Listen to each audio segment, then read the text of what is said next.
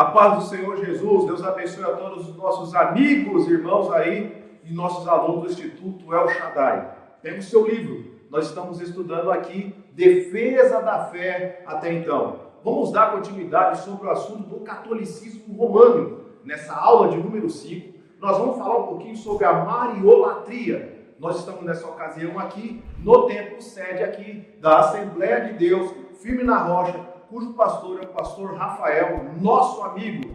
Bora, alunos! Nós estamos então na página número 9, vamos continuar falando sobre mariolatria. Irmãos, eu deixei alguns versículos bíblicos antes de nós continuarmos falando sobre mariolatria, página 9. O que? Você não tem o nosso livro? Você pode conseguir o seu livro aqui, ó, em PDF no Brasil inteiro e participar do nosso Instituto El Shaddai, garantindo o seu certificado do nível do básico até o avançado. Temos também curso de grego, hebraico, para professores da escola bíblica dominical e outros cursos. Imersão de homilética e hermenêutica. Tudo vai estar na descrição desse vídeo. E você, pegue também a sua versão bíblica e um caderno para anotar os versículos bíblicos. Estou na página número 9 do nosso livro. Deixei aqui, irmãos, Romanos 3 e 23, que nós vamos precisar de ler. De novo. Vamos ler, porque nós já lemos no período, vamos ler de novo. Romanos 3 e 23. Quem é que tem pecado e quem é que não tem pecado sobre mariolatria? Maria continuou virgem, Maria, ela é santa a ponto de ser idolatrada? É isso que nós vamos tentar responder biblicamente. Bora, doutor. Porque todos pecaram e destituídos estão da glória de Deus. Todos pecaram, inclusive Maria. Todos pecaram. Isso aqui é coletivo. Todos pecaram. Todos carecem de um Redentor. Todos carecem de um Salvador. Como a própria Maria fala em Lucas, capítulo 1, versículo 49. Meu santo, ela precisava de um Redentor. Lucas 1 e 48. Serva, ela se intitula como serva. Nós não lemos esse versículo. Anotem aí. Lucas 1 e 48. Vamos continuar aqui em 1 João 1 e 8. Quem pode ler? Finalzinho da Bíblia.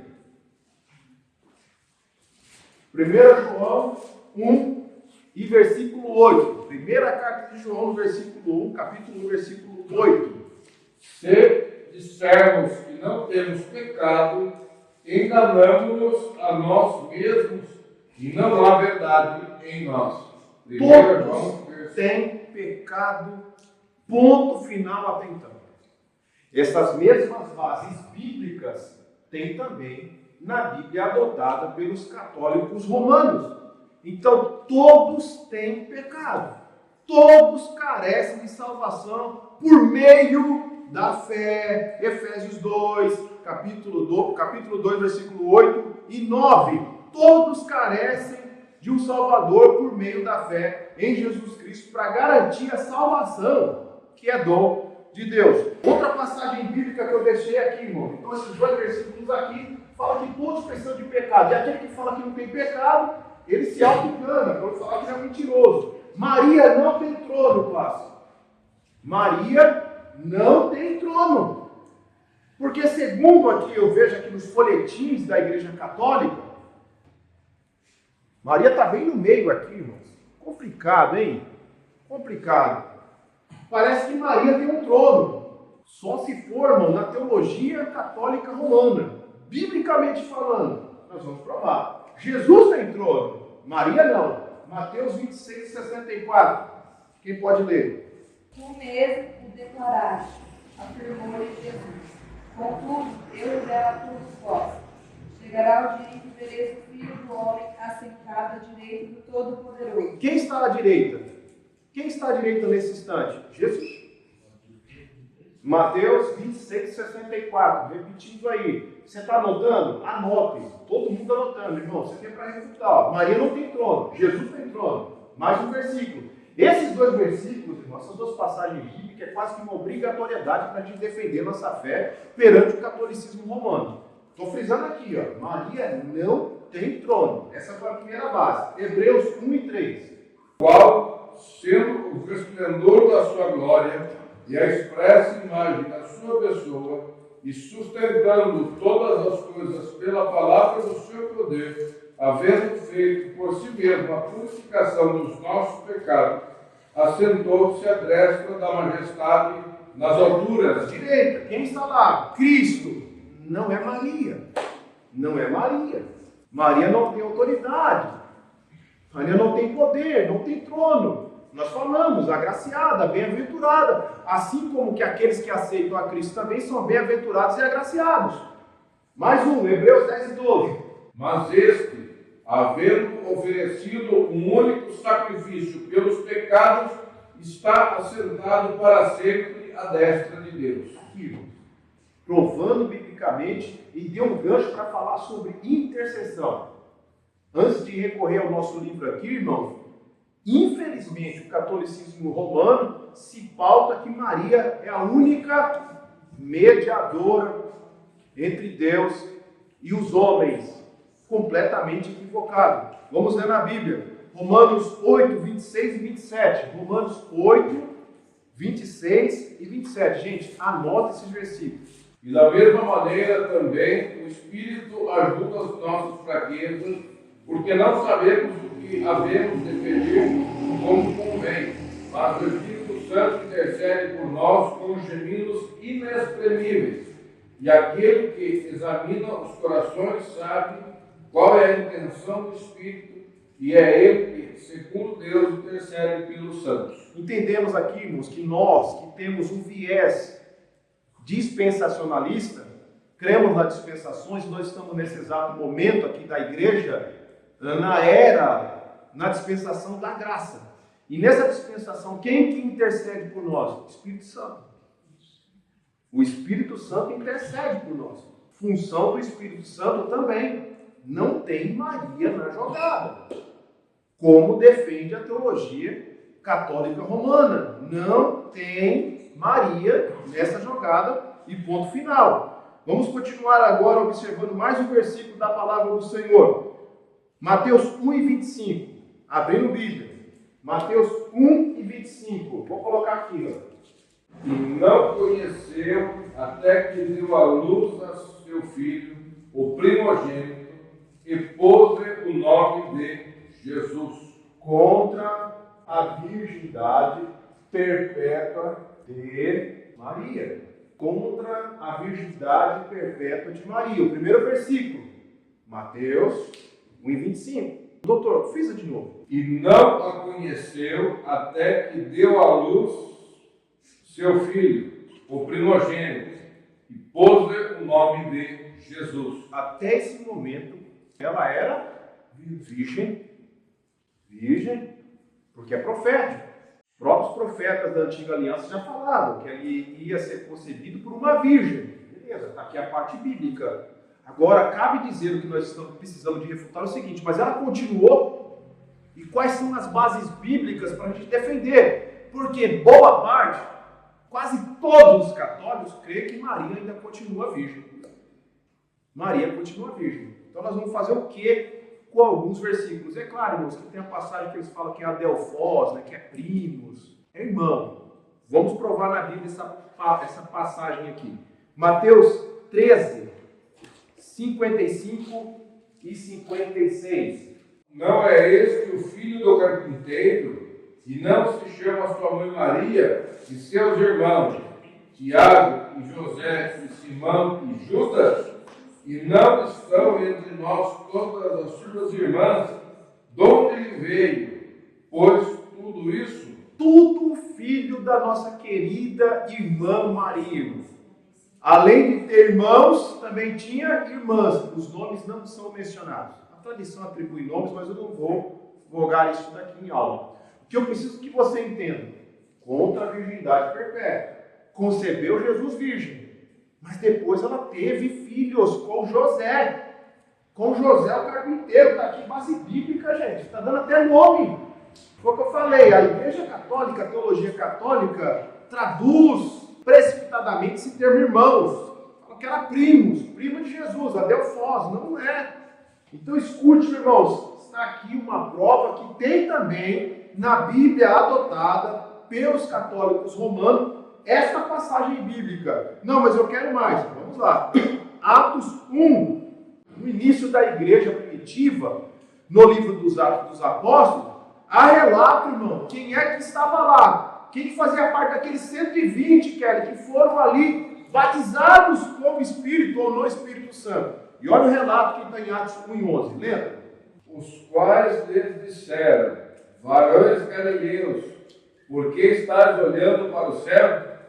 Este Jesus, que dentro de vós foi recebido em cima do céu, há de vir, assim como para o céu que vistes ir. E entrando, subiram no cenáculo onde habitavam Pedro, Tiago, João e André, Filipe e Tomé, Bartolomeu e Mateus, Tiago, filho de Alfeu, Simão, o Zelote e Judas, filho de Tiago.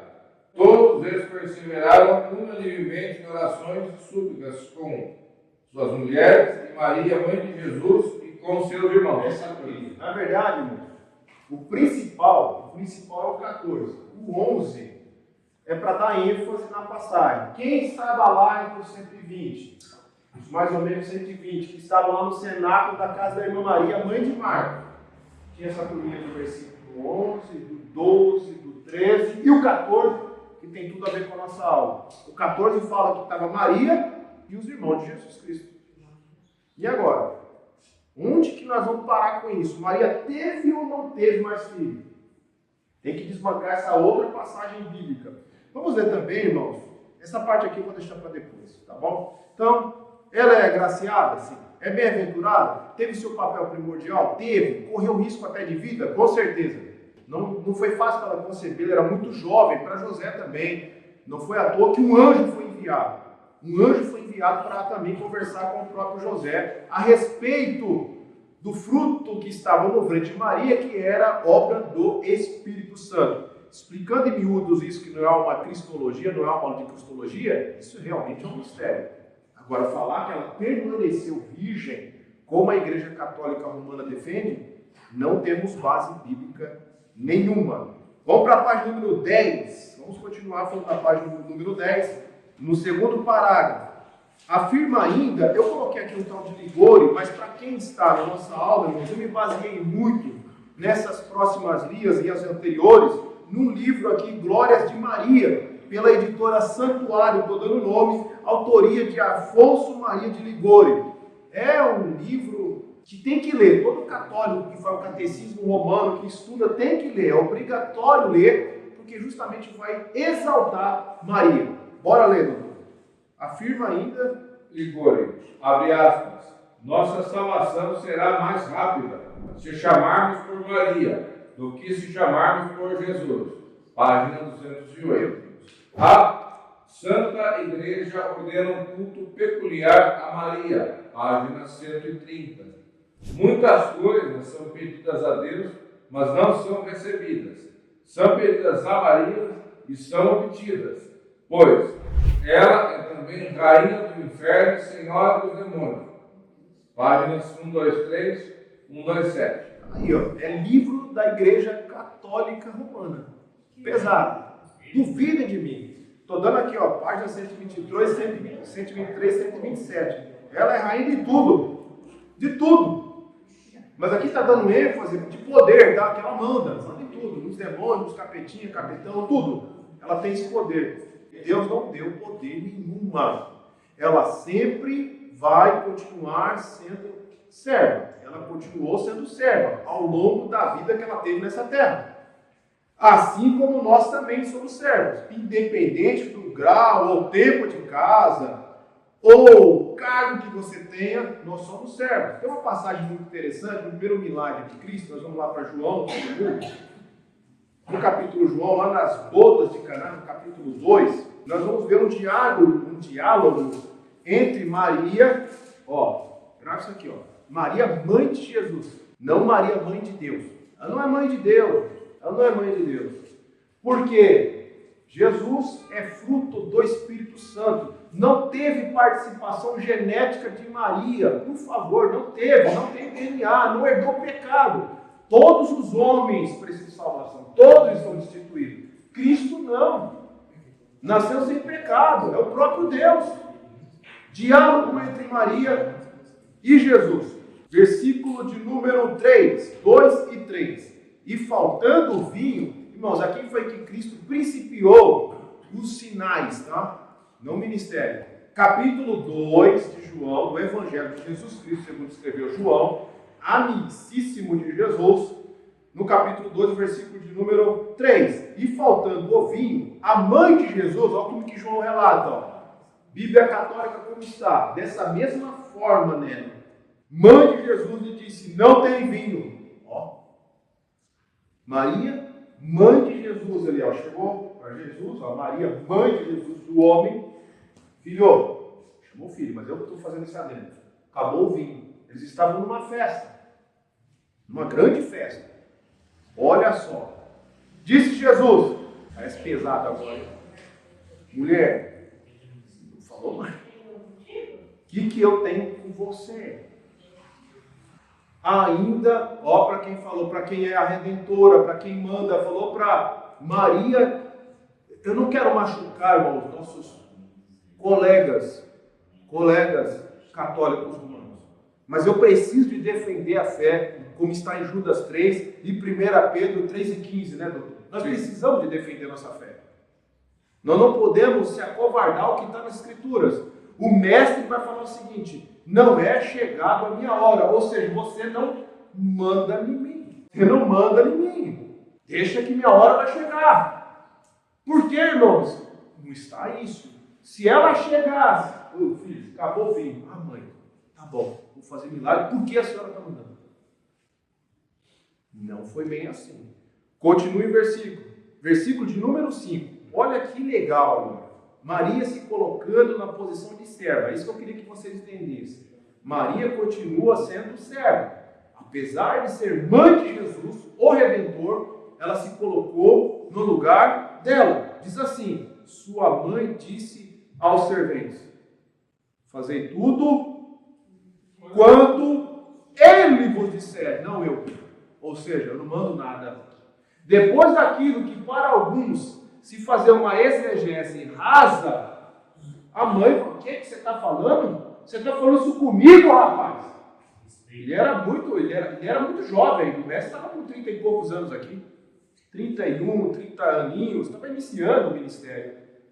Se fosse para uns, mas você não pode fazer essa exegese, porque ela já tinha noção quem era que estava ali. Ela se colocou, deixa eu me colocar no meu lugar de serva, não de corredentora, não de mediadora, conforme a igreja, nós estamos falando da Igreja Católica Romana, e os seus dogmas e ensinamentos. Nada contra os católicos. Irmãos, nós não temos nada contra os nossos colegas católicos. Só precisamos de orar por eles. Orar por eles. E quando for necessário, defender. Eu só usei versículos que estão também na Bíblia adotada, que seja de Jerônimo, que seja de Jerusalém, que seja a pastoral, que seja a Bíblia Ave Maria. Estão esses versículos até o exato momento lá também. Então, quando ela abordou a Cristo, olha, acabou o vinho, tipo, e aí? Viu? Fica tranquila. Não chegou o meu momento. O meu momento. E aí ela volta e diz para os serventes, ó, fazei tudo que ele mandar. Colocou no lugar de serva. Essa passagem é interessantíssima para que nós possamos explicar sobre essa questão da idolatria. Idolatria em cima de Maria. Vamos continuar lendo só mais um parágrafo aqui. Ao contrário, né, doutor, depois da bombástica frase que está no livro aqui, que nós estamos falando de Ligori, página 123 e 127, o doutor vai continuar lendo. Ao contrário, declara a Bíblia que somente Jesus salva. Ele disse, abre aspas, ninguém veio ao Pai senão por mim, fecha aspas. Cristo não dá, Deus não dá a glória para ninguém. Você, irmão, pode adorar e continuar adorando a Deus. Nada de idolatria, tanto com homens, como Jesus ou a Maria. Nada disso funcionará. É puro misticismo ou outra coisa. Capítulo 14 de João, versículo 6 está falando, ó. Ninguém vem ao Pai a não ser por mim. Ninguém vem para Maria. Não, ninguém vem ao Pai se não for por mim. Em nome de Jesus, vamos lá. Em nome de Jesus Cristo, e em nenhum outro há salvação, porque também debaixo do céu nenhum outro nome foi dado aos homens, pelo qual nós devamos ser salvos. Atos capítulo 3, verso 6 e capítulo 4, verso 12. Ainda mais, a Bíblia diz que Somente Deus é onipotente, onisciente e onipresente. esses atributos, irmão, divinos, incomunicáveis, que a classe deve adotar, deve escrever, você tem que escrever, são atributos divinos incomunicáveis. É só Cristo que tem, Marcelo. É só a Trindade que tem. Deus tem. Maria não é onisciente, não é onipresente, nunca foi. Nunca foi. Não tem esses poderes incomunicáveis. Continua, doutor. Se Maria pode ouvir esses católicos, um pouco mais de 1 bilhão, hoje cerca de 300 milhões de ortodoxos, responder às suas orações a todos eles ao mesmo tempo, ou ela é deusa, ou esses católicos estão numa fila interminável, aguardando a sua vez e de suas orações serem respondidas. Eu estou fazendo uma tirada, obviamente, como eu não tenho, me permitam, amados alunos, os estudantes, né? É o meu humor ardido, só para frisar o seguinte: se ela tem todo esse poder, irmão, e a gente sabe que não tem base bíblica, não é onipresente, não é onisciente, tem uma fila grande de povo aí pedindo oração para ela até os dias de hoje. E grande. Com Deus, não tem isso. Agora, cabe dizer o seguinte: para Deus, é claro que Ele está ouvindo. A resposta, aí eu não sei. O importante é entender que Ele ouve. Ouviu a minha oração, a sua prece hoje, de manhã, de tarde. Ouviu de todo mundo. Você quer milagre, você quer cura, você quer outro emprego, eu não sei o que você está pedindo aí do seu lado. Quer saúde, quer vitória. Ele ouviu tudo isso. Agora, o tempo que Ele vai responder, não sabemos. Tá? Agora, na questão de Maria, tem uma fila lá, quando vai ser atendido? Não tem base bíblica, não. Não tem base bíblica, não. Vamos continuar. Qual é a diferença entre adorar e prestar culto? Na cultura romanista parece não haver diferença, mas na Bíblia, adoração ou culto é serviço sagrado, latreia. No grego, proskineu. Isso mesmo. É adoração no sentido de se prostrar. Essa palavrinha nós vamos ouvir muito quando refutarmos o testemunho de Jeová. Aguarde. A Bíblia que, abre aspas, há um só Deus, um só mediador entre Deus e os homens, Jesus Cristo, homem. Fecha aspas. 1 Timóteo, capítulo 2, verso 5. Entretanto, os católicos aprenderam a orar da seguinte forma. Bom, estou pegando. Parece, eu estou pegando o que os católicos fazem até os dias de hoje. Ó. Abre aspas. Santa Maria. Santa Maria, Mãe de Deus, rogai por nós pecadores, agora e na hora de nossa morte. Amém. Isso é adoração, e essa oração é diametralmente oposta aos ensinos bíblicos, condenada pela palavra de Deus. A oração, irmão, ou reza, está totalmente equivocado. O próprio modelo que Cristo deixou aos discípulos, o modelo, se é uma coisa que Cristo ensinou e gostava que os discípulos praticassem, era o quê? Oração. Ele não ensinou ninguém a pregar, tal, fazer milagre, não. Viu? Quando vocês forem orar, orem assim. Ele deixou uma oração modelo. Não é que você precisa de orar somente aquilo, senão se torna uma reza. Mas é um modelo. Ali tem agradecimento, quem que deve ser a primeira pessoa que eu devo evocar, como terminar a oração. Ali tem um modelo para você começar qualquer tipo de oração, começar e terminar. Nós vamos ler, nós acabamos de ler algum versículo. Vamos ler 1 Timóteo 2 e 5.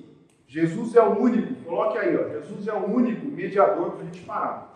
Jesus é o único mediador entre Deus e os homens. 1 Timóteo 2 e 5. E ainda 4 e 12 de Atos. Porque há um só Deus e um só mediador entre Deus e os homens, Jesus Cristo, homem. Mais um, Atos 4 e 12. E em nenhum outro há salvação, porque também debaixo do céu nenhum outro nome há, dado entre os homens, pelo qual devamos ser salvos. Irmãos, eu queria pedir muito para quem for confrontar, Na área das ideias, sempre isso, frisando isso. Não é para debater e ganhar. Meu foco nunca foi debater para ganhar. Mas você vai expor as Escrituras, grave esses 2 versículos. Memorize pelo menos esses 2 versículos. A salvação só tem por meio de Jesus. Aqui, ó. 1 Timóteo 2:5 e Atos 4:12. Não há salvação de uma outra forma ou meios que eu possa fazer para me salvar. Através da minha obra, das minhas obras caritativas, daquilo que eu sou. Nada disso. Porque nós estamos todos destituídos e carecemos de um Redentor. Que Deus possa abençoar você e que Deus possa nos dar uma outra oportunidade. Nós vamos depois continuar na página número 11. Vamos falar sobre purgatório. Vamos continuar falando sobre o papismo. Não falte nessas aulas, meu Deus do céu. Que Deus abençoe vocês em nome de Jesus.